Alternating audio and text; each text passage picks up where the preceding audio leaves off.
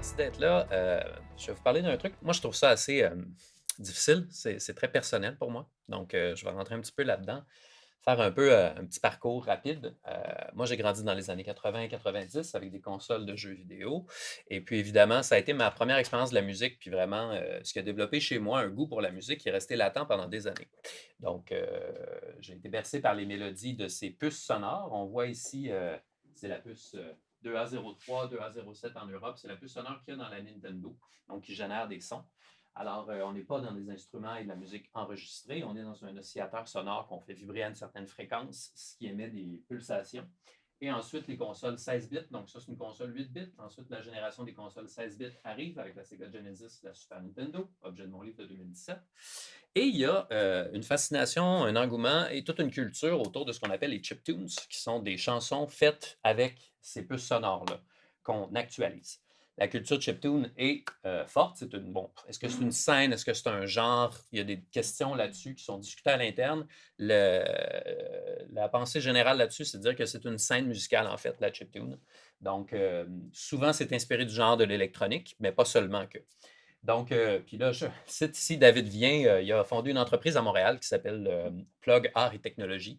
Ils font des technologies audio, des logiciels. Entre autres, ils ont fabriqué un émulateur qui permet, par software, d'approximer le plus fidèlement possible les sonorités des puces rétro d'antan. Et vous allez voir que c'est une question vraiment au goût du jour. Puis hier, David a reçu un prototype d'une puce sonore développée pour Atari, mais qui n'a jamais été commercialisée et qu'il a réussi à mettre la main là-dessus. Fait que lui, avec son entreprise, il va décaper les puces, il va vraiment étudier les circuits, puis il va faire tous ses tests de filtre audio et tout ça pour s'assurer d'avoir une expérience authentique de l'affaire. Authenticité, c'est un mot qui est super utilisé partout dans cette scène-là.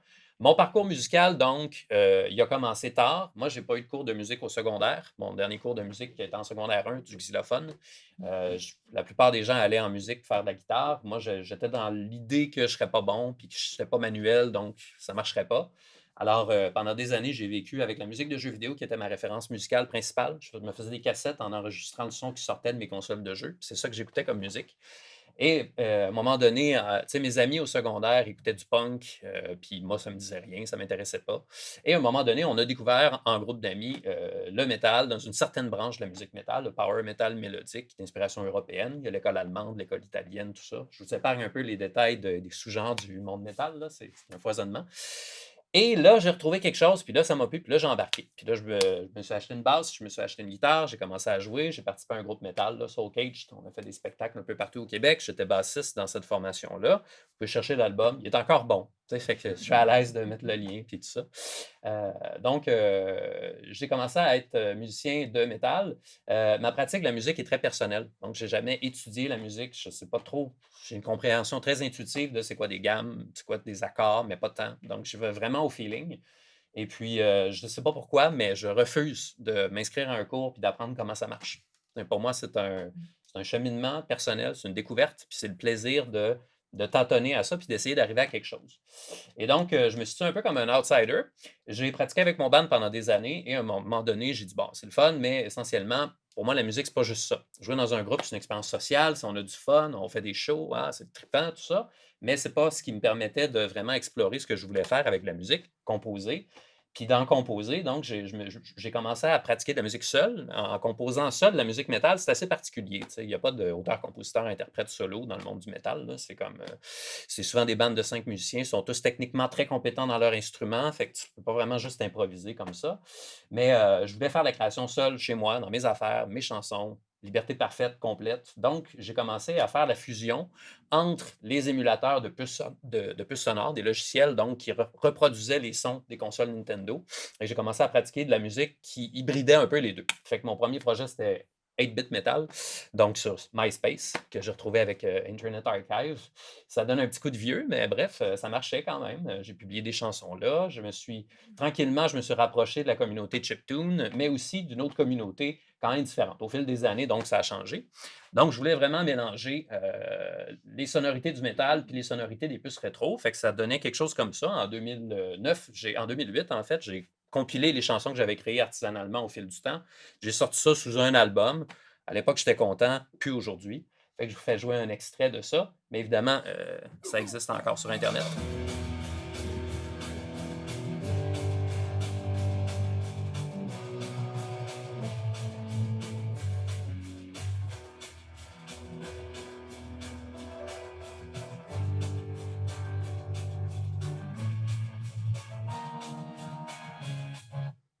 je coupe là, évidemment.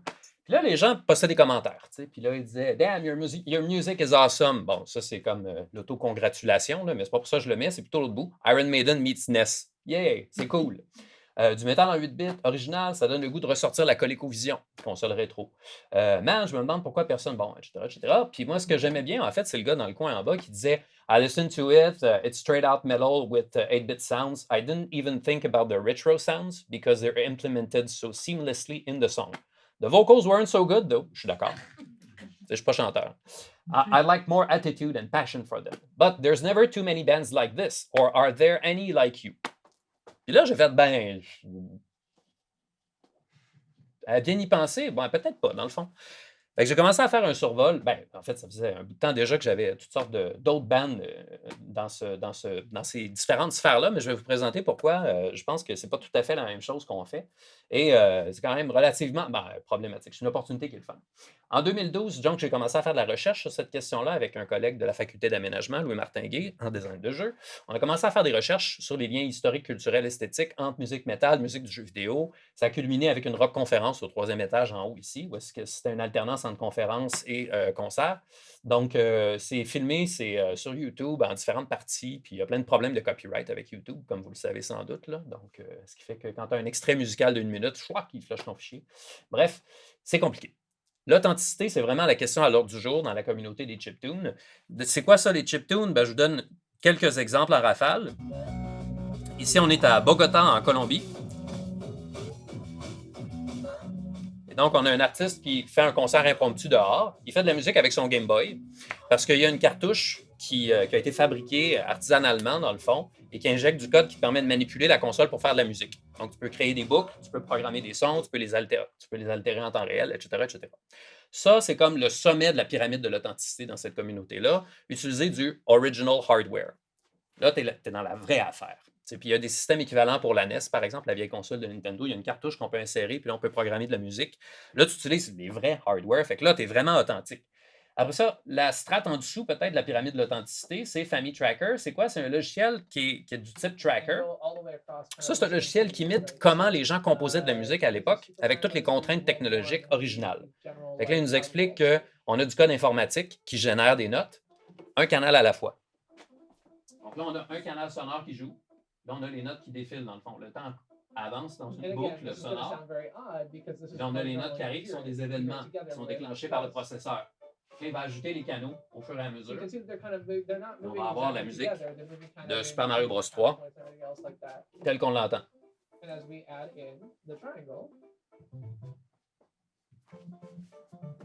Donc, les contraintes technologiques, c'est au cœur de la démarche des artistes de musique de l'époque, des compositeurs de musique qui travaillent avec des canaux monophoniques, donc on ne peut pas construire d'accords, donc il faut y aller avec des structures sur le contrepoint, par exemple, comme on retrouve dans la musique classique du côté du baroque notamment. Donc, il y a un certain type de construction musicale qui découle des contraintes technologiques, et c'est un peu ce qui est recherché par les gens qui sont fans de ce type de musique-là. Donc ça, c'est une affaire. Mais maintenant, il y a un autre mouvement qui est en parallèle à ça, c'est l'émergence du rétro gaming. Donc, fascination pour le rétro dans le jeu vidéo, avec des jeux modernes comme Shovel Knight qui sort en 2009 et qui est un pastiche technique, esthétique, qui ressemble vraiment aux jeux vidéo d'antan, mais qui ne sont pas évidemment des simulations authentiques. Donc, on entend évidemment dans la musique même genre de contraintes. Donc, les jeux du mouvement du rétro gaming sont là. Il y a aussi des artistes comme Rainbow Dragon Eyes, qui est un musicien chiptune. Et lui... Bon, qu'est-ce qui se passe? OK, on va essayer de gérer ça. Attendez un petit peu, là. Ah, j'avais un extrait vidéo. Bon, bref, je vais juste... Donc, Rainbow Dragon Eyes, c'est un gars, il fait des chiptunes, il programme ses consoles, puis, il fait des concerts. Ça, c'était à Montréal, aux Catacombes. Feu Catacombes, qui viennent de fermer. Et donc, d'autres jeux du rétro gaming. Un exemple intéressant de Messenger, produit par un studio de Québec, dans lequel on alterne entre un mode 8 bits et un mode 16 bits. Donc, la trame sonore suit les visuels qui font qu'on passe, dans le fond, d'une console rétro à puce, la Nintendo, à une console 16 bits, qui est la Sega Genesis. Donc ici, vous écoutez les sons, ça c'est typique de la Sega Genesis. Puis en passant dans le portail, on se retrouve à l'époque rétro, donc au moment de la NES. Fait qu'on alterne entre le passé et le futur, parce qu'on est le héros du temps dans ce jeu-là, puis on voyage dans le temps, puis bon, tout ça. Donc, ça remédiatise, puis ça remet en scène, si on veut, des moments de l'histoire du jeu vidéo aussi à travers ça. Et là, ce qui m'intéresse, c'est l'interview avec Rainbow Dragon Eyes, donc qui est un musicien de chip music, puis bon, il fait ses spectacles et tout ça, puis il fait la trame sonore de The Messenger. Donc, il est embauché par le studio pour faire la trame sonore. Fait qu'on voit qu'il y a certaines filiations. Et donc, il donne son entrevue, puis ce qui m'intéresse beaucoup, c'est ce qu'il dit dans son entrevue. Je vais essayer de lire, mais je ne vois pas sur le petit truc ici. Donc, il dit ça prend vraiment un bon niveau d'authenticité, un souci du détail, comme ce qui est allé pour faire les images et les éléments visuels. Fait que pour faire ça, il fallait vraiment que j'utilise des outils sur mesure qui permettent de respecter toutes les limitations d'origine des puces sonores qu'on a à l'époque. I don't mess around when it comes to authentic chiptune. I can spot a fake from a mile away. But I'm not here to discuss the morality of fake chiptune. So I'll just tell you what I did. Fait que l'idée du fake chiptune, c'est une affaire qui existe. Il y a même un terme qui existe, c'est du fake bit. Tu peux faire du 8 bits, mais si tu fais du fake bit, là, c'est péjoratif. Fait que il y a vraiment une question d'authenticité qui est super intéressante aussi. Et il notait aussi, j'ai grandi avec la Sega Genesis, fait que pour moi, c'était clair que si on faisait de la musique 16 bits, il fallait que ce soit de la musique de Sega Genesis. C'est ça la console pour moi qui a créé, si on veut, mon apport de ça. Puis là, il rentre dans les détails techniques. Je voulais simuler la puce puis tout ça. Alors, il y a plusieurs logiciels qui nous permettent d'avoir des sons rétro. Puis regardez la démarche du gars qui fait un plugin qui s'appelle Nintendo VST.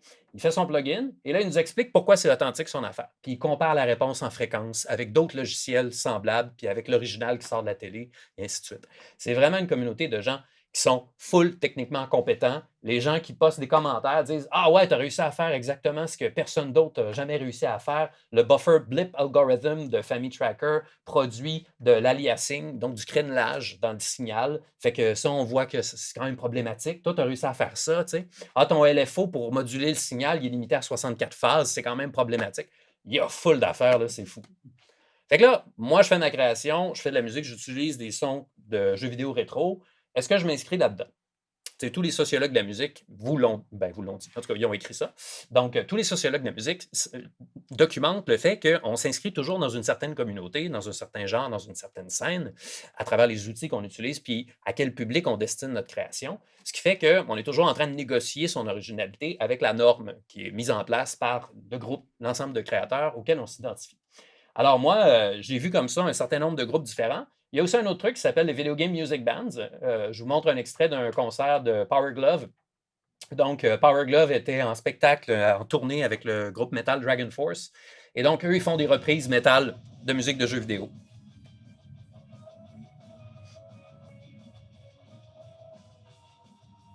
Fait qu'ils font des shows, tout ça, mais ils font des versions métal de musique de jeux vidéo. Donc, c'est un truc. Ils font des covers. Ils les adaptent un peu. Maintenant, si on regarde le spectre des pratiques qui mélangent les deux, ben on a d'un côté un groupe comme Machinery Supremacy, c'est un groupe métal, ils sont signés avec un label, ils font des albums, ils font des shows, etc. Et ils ont un guitariste, un batteur, etc. Et ils ont un claviériste, comme dans beaucoup de groupes métal, mais le claviériste utilise des sons de jeux vidéo rétro. Fait que, tu sais, c'est un petit apport minimal de chiptune au reste, mais pas tant. Et à l'autre extrême, on a un gars comme Danimal Cannon, qui s'appelle Dan, c'est pour ça qu'il s'appelle Danimal Cannon. Donc, Danimal Cannon fait de la musique chiptune, il fait sa chanson chiptune avec toutes ses puces, ses effets sonores, puis tout ça. Puis par-dessus, il rajoute une grosse guitare métal. Et vous regardez le fil de commentaires sur YouTube, c'est toujours déprimant.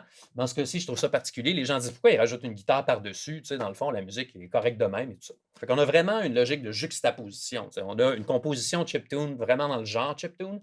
Et par-dessus, on va avoir une track de guitare métal. Moi, c'est pas ça que j'essaie de faire. Donc, mon objectif, c'est vraiment de me situer au milieu de ces différentes intersections-là, c'est-à-dire d'avoir une structure compositionnelle typique de la musique métal avec les sonorités rétro, puis d'arriver à une forme d'hybridation. C'est un peu ce que le gars disait dans son commentaire, They're implemented so seamlessly. Mon objectif, c'est d'arriver à une fusion, et non pas une superposition, une juxtaposition. Euh, je vous dirais que ça, c'est la théorie, puis au niveau conceptuel. En pratique, puis au niveau pragmatique, ce que ça fait, c'est qu'en réalité, j'ai comme nulle part où m'inscrire. Parce que, bon, je sors mon album, c'est une démarche auto dans mon sous-sol, chez nous tout seul. Je mets ça en ligne, les gens vont écouter ça, ça va être le fun. Je ne vais pas faire des concerts, je ne vais pas être signé par un label, je ne vais pas devenir musicien métal professionnel. Donc, je ne suis pas dans cette scène-là. Je suis plutôt du côté des chiptunes, un petit gars tout seul qui fait son affaire dans son coin. Mais en même temps, mes structures compositionnelles ne sont pas typiques de la chip music non plus. Puis c'est vraiment de la musique métal. Tu sais. Donc, je ne sais pas comment je vais faire pour trouver un public. Puis à quelque part, c'est comme. Évidemment, on fait de la musique, c'est pour que les gens l'écoutent, mais tu sais, je veux dire, c'est pas une dimension vraiment présente dans mon travail à date. Donc, depuis 2009, voici comment ça a évolué. Je me suis saisi, dans le fond, des particularités de la musique de puce. Je me suis dit, l'authenticité, c'est le fun, mais c'est pas ça que je veux faire. Donc, comment est-ce que je négocie cette place-là?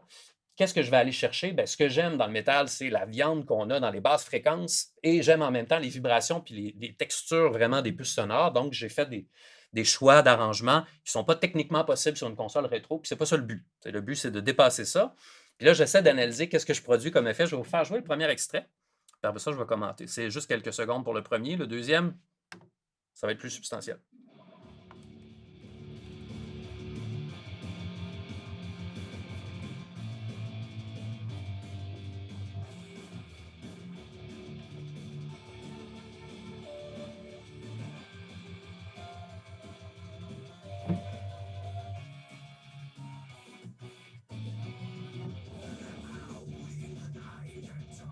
Bon, on va arrêter ça. Wow! Mystère. Donc, cool.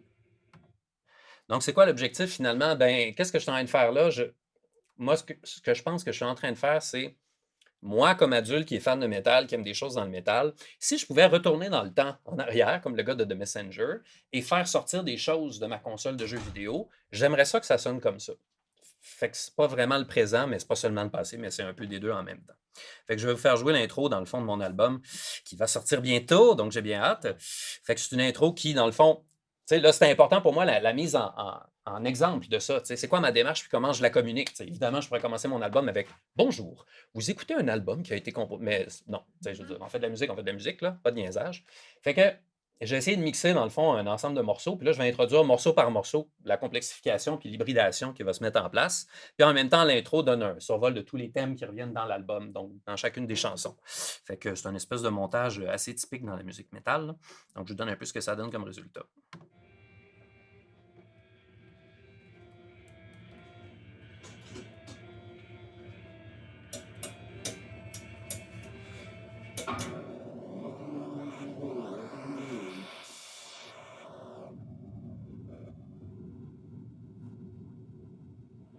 First came the word, a prime voice in the dark of the void. The one became many, a legion of waves sharpened like blades.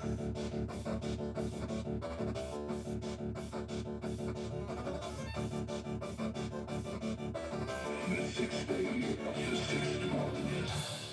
In the sixth hour, the beast had come to power up the chiefs in the flames of little.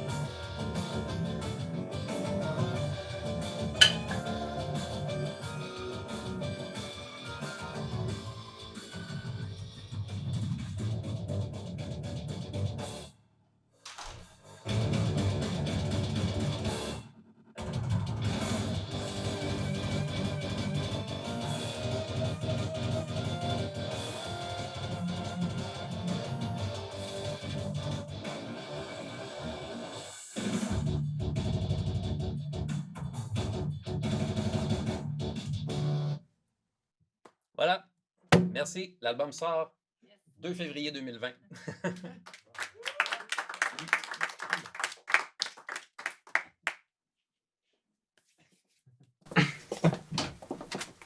Je pense que dans le fond, ma première question, elle va aller vers. Tu l'as évoqué rapidement, qu'il y a une histoire personnelle, et je vais te dire peut-être quelque chose qui ne va pas te plaire, mais je crois que le métal n'est pas nécessairement une musique actuelle, mais qu'elle renvoie en tout cas à un âge d'or, qui sont ces années 80-là, et que tu entres dans cette étude de manière. Tu es distant par rapport au cas que tu étudies pour nous présenter, mais en même temps, c'est une expérience qui est très personnelle. À quel point il n'y a pas initialement déjà une communication entre ces deux objets-là. C'est exactement la même période, une période qui est sûrement ton adolescence pour toi et qui l'est pour beaucoup. Est-ce que la réactivation par le métal du chiptune, il n'y a pas une niche qui est déjà préexistante?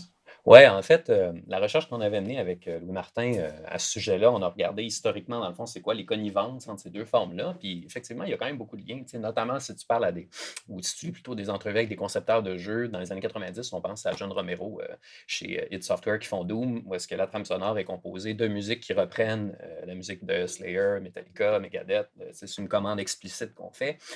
Puis si on recule un petit peu, fin des années 80, au Japon, le métal est populaire. Il est populaire partout, hein. Les années 80, New Wave of British Heavy Metal, c'est l'âge d'or du métal, là. Iron Maiden passe à la radio. Évidemment, en Amérique du Nord, c'est moins vrai qu'en Europe, mais bon. Metallica, après ça, qui arrive au début des années 90 puis qui tourne en radio. Puis là, les vrais puristes de Metallica, tu sais, c'est le début de la période noire à cause de l'album noir de Metallica, sont rendus commercial puis c'est fini. Bref, il y a effectivement cette corrélation-là qu'on trouve chez les compositeurs et les compositrices de musique de jeu et chez les trames sonores qui déclarent ouvertement leur amour du rock. Puis dans le rock, il y a cette catégorie-là qui implique aussi le métal. Maintenant, il y a aussi une connivence dans des puces comme la NES, la Nintendo, a un rôle important parce que c'est la première console dans laquelle il y a de l'accompagnement musical tout le long. Parce que la puce permet une certaine expressivité sonore, mais en même temps, c'est hyper contrôlé, hyper formaté, puis le range d'expressivité qui nous reste implique des choses qui nous forcent vers des structures analogues qu'on va retrouver du côté du métal, le contrepoint, le renvoi vers le baroque, puis cette tradition-là, plus que sur la musique contemporaine. Ces 2 particularités qui sont un peu le substrat derrière ces 2 formes musicales-là. Donc, il y a tout un mouvement, je pense, générationnel qui, effectivement, a été influencé à travers la musique de jeux vidéo à des structures musicales qui les ont branchées et ont trouvé un écho naturel après ça dans la musique métal. Donc, je pense que je suis un produit d'un effet générationnel ou un effet de cohorte qui est pas répandu à 100%. Mais encore aujourd'hui, si tu vas dans une compagnie de jeux vidéo, tu vas trouver plein de gens qui écoutent du métal puis qui mettent ça sur le serveur central, que les gens se partagent, là. Tu sais, tu vas avoir toutes sortes de musique, mais tu vas avoir vraiment beaucoup de métal qui est vraiment surreprésenté. Alors qu'il n'y a peut-être pas nécessairement tant de raisons objectives que ça. Donc, pour moi, c'est sûr que pour moi, c'est 2 temps. Tu sais, c'est la période de l'enfance avec avec la NES. Mais après ça, dans l'adolescence, on n'est déjà plus dans la NES, mais pourtant, c'est ce qui m'a un peu formé ou détruit l'oreille, là, dépendamment comment on voit ça. Et puis après ça, quand je découvre le métal, là, c'est retrouver de la musique qui sonne comme la musique que j'ai entendue toute mon enfance, finalement. Fait que pour moi, c'est vraiment 2 temps, mais qui font partie d'un tout et d'une boucle. Il y a un autre point, tu parlais de puristes.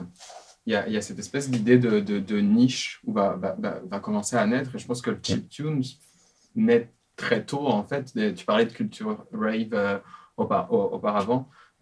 Et qu'il y a un deuxième mouvement, ce chiptune, qui est aussi au moment où Ableton arrive, où il y a massivement, numériquement, la possibilité d'utiliser ces samples et qui en font, avec aussi l'explosion de la dubstep, etc., qui a une deuxième période qui est peut-être la véritable période rétro du chiptune, au moment où ça s'entend, et que là, il y a 2 communautés qui viennent se mettre en place. La niche qui a vraiment utilisé des Game Boy pour développer des trucs, et le monde qui vient s'emparer de ça et en faire un véritable phénomène. Et genre, c'est drôle parce que tu en parles comme un phénomène déjà, mais c'était pas un phénomène, c'était genre Non, absolument. complètement oublié. Est-ce que tu peux genre développer sur ce passage-là de quelque chose qui est de niche à un phénomène rétro de masse? Oui, tu as tout à fait raison. Tu sais, il y a des compositeurs de chiptune aujourd'hui qui étaient actifs dans les années 80-90. Je pense à Mark Knight, TDK, c'est ça son pseudonyme. Là. Il sort des albums de chip music, mais lui composait de la musique dans les années 90. J'ai fait une collaboration avec lui. Donc, une de ses chansons que j'ai ajouté de la guitare, puis on a échangé là-dessus, puis tout ça. Je veux dire, c'est un monument. Là, tu sais, Chris Wasbeck, puis tout ça, c'est des musiciens qui étaient là à l'époque, puis eux autres, ils ont vu neiger. Tu sais. Puis là, par après, tu as la nouvelle génération qui, eux, ont grandi en jouant à ces jeux-là. Fait que pour eux, c'est comme d'avoir justement le musicien qui a nourri leur jeunesse. Puis là, ils essaient de prolonger, redynamiser tout ça.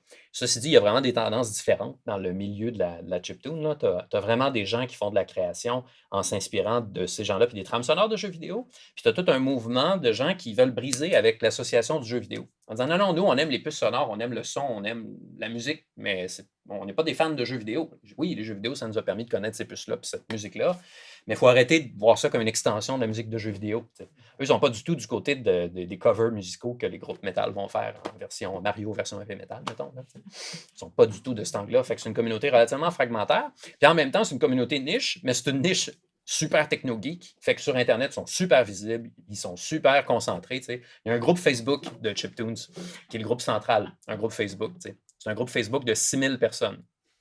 Fait que, tu sais, ça vous donne, moi, des groupes de 6000 personnes, à part le bazar d'Annecy, mettons. Pour tous les gens qui habitent dans Annecy, là, j'en connais pas vraiment. Les gens postent leurs albums, puis tout ça. Il y a une grosse communauté en ligne. Il y a un gars, un moment donné, qui a dit on va faire une compilation. Fait qu'il publie un appel artiste. Maintenant, l'appel artiste, c'est la 6e année qu'ils font ça. L'appel artiste est traduit dans 7 langues. Ils reçoivent 300 propositions pour faire un album de 51 tracks.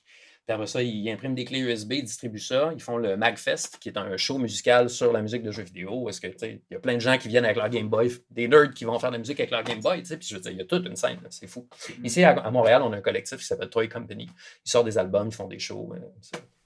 Mais à quel point cette distinction est en train de reprendre le pas? Moi, j'ai le sentiment que sur des moments comme The Messenger, tu as cet objet-là qui arrive à atteindre une forme de popularité parce qu'elle a compris que la communication devait se faire à travers cette authenticité-là. Comme s'il y avait un troisième mouvement. Premier mouvement, c'est cette niche. Deuxième mouvement, extrême popularité et aberration. Et est-ce qu'on aurait maintenant un équilibre vers l'authenticité qui redevient centrale quelque part? Ben, le rétro gaming est un mouvement parallèle l'occurrence, est à peu près simultané, mais c'est relativement indépendant. C'est vraiment des développeurs de jeux qui veulent faire des jeux qui n'ont pas beaucoup de moyens et qui ont été super influencés par des jeux depuis qu'ils sont jeunes. Le code de Messenger, c'est un bon exemple, là. C'est des gars de Québec qui ont fondé l'entreprise pour faire ça, puis c'est un jeu qui caresse dans sa tête depuis 15 ans.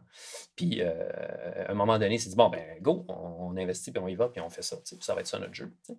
Fait que la question de l'authenticité va de soi un peu pour des gens comme ça. Puis en même temps, l'authenticité se négocie toujours parce que dans l'extrait, ce que j'aimais de l'entrevue avec Rainbow Dragon Eyes, il disait moi, je veux que ce soit authentique 100%, je peux spotter les fakes, puis on parlera pas de la philosophie du fake bit, puis tout ça.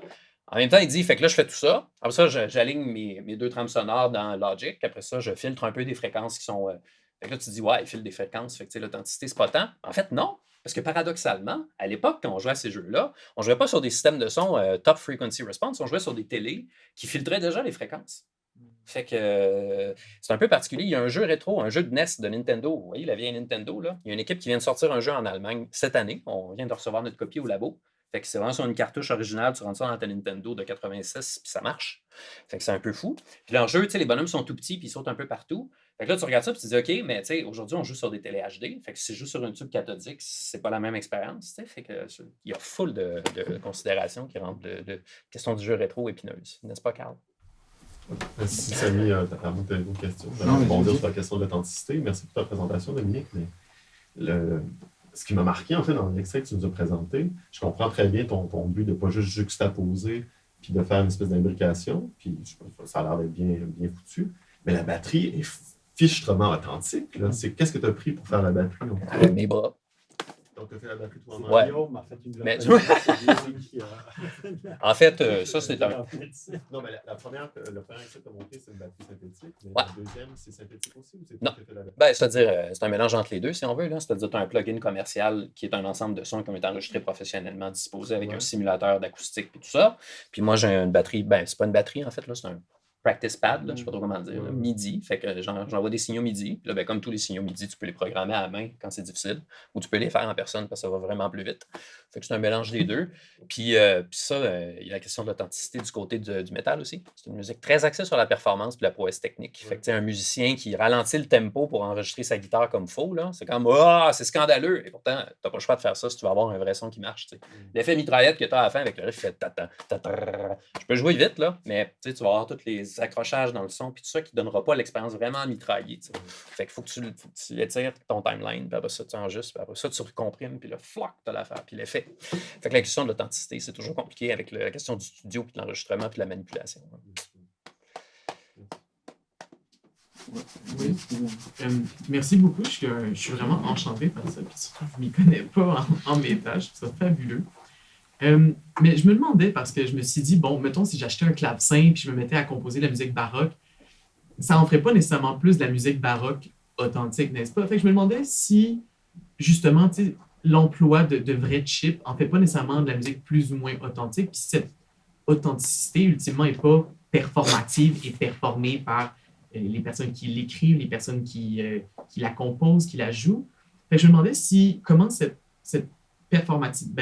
cette notion d'authenticité est performée dans ce cas-ci, du moins, puis éventuellement comment elle a pu changer, puis comment elle est en train de changer, comment elle se forme en ce moment. C'est vraiment une question compliquée. Je vous invite en même temps, le 4 décembre, mercredi, on fait une conférence ici avec Fanny Rébillard, qui est une archiviste de profession qui a étudié l'archivage de la musique de jeux vidéo, et David Vien, le gars qui a créé l'entreprise Chip Sounds, qui fait son plugin et tout ça. On va le recevoir ici au C1070 à 19h30. Vous êtes tous invités. Donc, la question est vraiment compliquée parce que, tu sais, on parle de musique qui a été programmée. À l'époque, les gens ne jouaient pas la musique de Mario sur un clavier ou quoi que ce soit. Et je veux dire, ils programmaient note par note comme sur le tracker qu'on vient de voir. Fait que l'idée de la performativité n'est pas tellement là, mais pourtant, tu sais, il y a ça. La grosse différence, puis c'est le débat un peu, c'est est-ce qu'on programme un outil authentique comme les gens des années 80 programmaient des notes une après l'autre en langage assembleur, tu sais, ou est-ce qu'on fait un outil convivial où est-ce qu'on peut brancher un clavier MIDI, faire ça, puis puis là, souvent, là, on peut accommoder les affaires. Mon truc est super pas authentique, là. Notamment Chip Sounds, ils font le choix, ils disent nous autres, on vous donne un truc super accurate, puis on vous donne l'option étendue si vous voulez être libre. Fait que faites les deux. Fait que quand tu choisis quelle puce tu simules, parce que c'est un répertoire, tu peux simuler la puce avec tout le range de fréquences puis tout ça, ou tu peux avoir un truc plus authentique. L'autre affaire qui est compliquée avec l'authenticité, c'est que dans les années 80, il y avait des techniques localisées, spécialisées dans des studios. Sunsoft, pour faire leur kick de bass drum de manière convaincante, ils jouaient une note de basse, la plus basse possible, avec un pitch down en même temps. Fait que sur chaque kick de drum, il y avait ça. C'est la signature Sunsoft. Chez Konami, on utilisait des samples. Fait que là, aujourd'hui, tout le monde connaît tout ce que tout le monde a toujours fait. Puis toutes les techniques naviguent partout. Puis tu as des thèses qui sont écrites, entre autres Christopher Ferguson, qui a écrit une thèse sur les techniques compositionnelles de la musique chip dans les années 80-90. Fait que tu peux lire ça, 300 pages, tu as tous les secrets. Fait que là, l'authenticité est comme difficile à établir. Tu sais. Il y a une question ici. Merci beaucoup. On revient un peu sur des questions aussi, ce qui a été évoqué auparavant, et la question d'authenticité aussi, c'est où est-ce qu'on se situe? Est-ce qu'on parle de l'authenticité de l'artiste ou est-ce que c'est l'authenticité des objets? Puis ça, c'est intéressant parce que dans le travail très modeste que je peux faire sur le vintage, le discours d'authenticité arrive au moment où aussi la nostalgie se glisse dans les discours là, au début du XXe. Et ça, c'est intéressant parce que ce n'est pas juste l'authenticité justement des technologies ou du cycle technologique, mais aussi l'authenticité en fait qui est rapportée par rapport à la valeur et du récit. Donc ça, c'est vraiment les deux choses différentes. Donc ça, c'est vraiment intéressant. Et moi, ma question porte un peu indirectement de ça parce qu'on revient sur Baudrillard aussi dans le fond, c'est qu'il y a une quête de singularité plutôt, je dirais, qui est de peut-être l'authenticité, parce que bon, la quête d'authenticité, on l'a toutes et tous en quelque sorte, mais aussi une forme de singularité, donc de volonté aussi de création. Et moi, ce qui m'intéresse beaucoup, c'est est-ce que finalement tu te sers davantage de chips vintage ou rétro? Est-ce que tu travailles sur des éléments plutôt qui sont déjà émulés? Est-ce que tu les réutilises ou est-ce que tu es davantage aussi dans la quête d'avoir des chips donc non-fake? Ouais, pour moi, c'est pas un critère important. Tu sais. Non, mais c'est juste une curiosité. Mais non, effectivement, j'ai jamais pensé à conceptualiser différemment rétro, puis nostalgique, puis vintage, puis tout ça. Tu sais. Fait que, en ce qui me concerne, ça peut être un peu tout ça ou pas. Tu sais. Mais non, il y a des gens que c'est très important d'utiliser le original hardware, mais moi, j'ai pas voulu faire ça parce que quand tu fais ça, comment je dirais ça? Des puristes, hein. Tu es un programmeur qui fait de la musique. Fait que c'est pas du tout la même logique. Tu sais. Mais est-ce qu'il n'y a pas une surreprésentation de ces discours parce que ces gens-là, techniciens très Oui. spécialisés, c'est eux qui produisent la matière? Oui, Mais ben, c'est tout ça, à fait. c'est ça. Ils produisent le grand récit aussi. Moi, je pense que c'est Ouais. l'important, c'est peut-être l'aspect c'est qu'il y a beaucoup de récits. Ouais. La musique, là, tu nous as fait un petit peu ton récit, mais beaucoup d'exemples que tu nous as montrés, c'est pas juste faire la musique, mais c'est aussi l'accompagner d'un récit, le mode d'emploi, Ouais. le tutoriel. Il y a quelque chose de très, très appareillé qu'on trouve un peu dans Data Machine, dans certains cas. Michael Betancourt, par exemple. Chaque film vient avec 28 pages de description de ce qu'il a fait, pourquoi il l'a fait, comment il l'a fait, ouais. pour confirmer son authenticité de sa démarche Exact. et de son approche, etc. Exact. Donc, et c'est peut-être ça qui est nouveau par rapport aux années 80-90, où peut-être la place du récit était moins centrale. Oui, là, c'est une posture de choix. Tu sais, on choisit de travailler dans les contraintes d'origine. Pourquoi? Ben, on ne sait pas trop. Là. Puis là, ça dépend des gens. Mais on l'affirme, ce choix-là, puis on le démontre, on l'explique. Tu sais. Je m'excuse, le micro est comme super capteur. Là, puis là, j'essaie de pas. En tout cas, Est-ce qu'on prend une dernière question? Oui, dernière question. Ah. C'est mis sous. Non. C'était juste un petit commentaire, mais parce qu'un domaine où la question de l'authenticité a été discutée, c'est dans les études patrimoniales. C'est beaucoup associé à une ancienne façon de voir les choses. D'ailleurs, même on est héritier de ça, parce qu'à ce jour, les critères, par exemple, de la liste du patrimoine de l'UNESCO, c'est authenticité et intégrité des biens aussi, c'est une chose.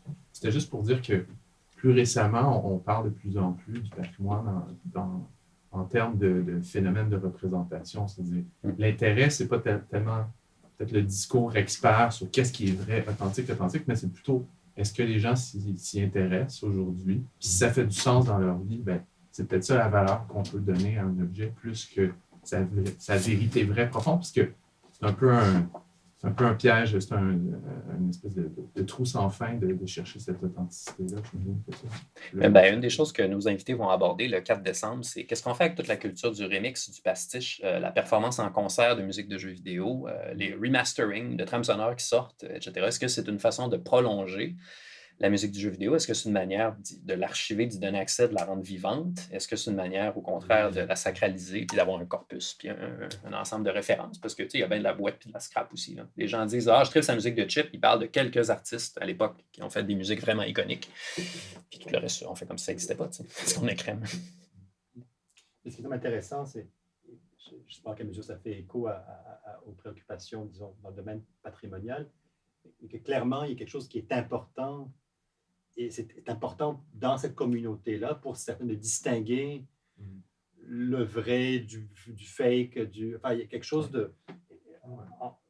Au-delà de l'effet produit, parce qu'en effet, tu peux dire, en termes de son, ce qui est vraiment produit, par limite, tu écoutes ça en MP3 ou en je ne sais pas trop quoi. Oui, c'est ça, exactement. Mais c'est comme le vinyle. Ton ordinateur, au final, tu vas le recevoir à travers des formes compressées. Fait qu'au fond, le point d'origine n'est peut-être pas si important. Donc, je pense que c'est le récit qui est important. Oui. Et c'est comme ça que des effets de singularité se mettent en place et que des effets de singularité et de distinction. Parce que c'est un peu ça, dans ta gang, il y a quand même... l'enjeu de la distinction est quand même très, très, très central, alors que finalement, au son, au final, je vais dire tout grossier, ça se ressemble un tout petit peu tout. Là, oui, il faut s'entraîner l'oreille. Tout fait particulièrement meilleur, je pense une fois. Mais mettons, à l'oreille, plus souvent qu'autrement, c'est presque... Alors que ce soit fait de telle manière ou de telle manière, il n'y a pas de grande différence en termes de l'effet de la réception. Là où c'est différent, c'est comment c'est fait, puis c'est là où le récit embarque, et c'est là où il y a une sorte de distinction narrative, héroïque souvent qui se fait, avec des expertises et des qui est plus geek que geek. Là, oui, il y a beaucoup ça. Beaucoup des jeunes hommes qui veulent montrer qu'ils sont vraiment des connaisseurs.